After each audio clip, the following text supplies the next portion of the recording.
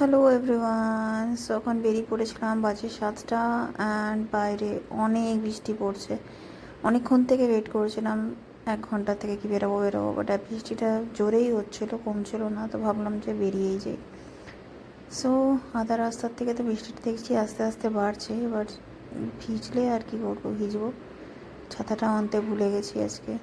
But ওয়েদারটা যাই বলো গাইস, দারুণ করে দিয়েছে, একদম মস্ত ঠান্ডা হাওয়া দিচ্ছে। বিদ্যুৎ চমকাচ্ছে, দেখতেই পারছো তোমরা। চলো, এমনি করে তো যেতে হবে, কোনো অপশন নেই। সো এখন যাচ্ছি আমি অটো স্ট্যান্ড, মানে একটা অটোর থেকে নেমে একটা অটো স্ট্যান্ড যাচ্ছি। আর এখন এত জোরে বৃষ্টি পড়ছিলো, ভাগ্যিস রুমালটা, আই মিন ওড়নাটা ছিল, তো ওড়নাটা আমি মাথায় দিয়ে দিয়েছিলাম, সো দ্যাট কি একটু কম ভিজুক। তো চলে যাচ্ছি বাড়ি। অ্যান্ড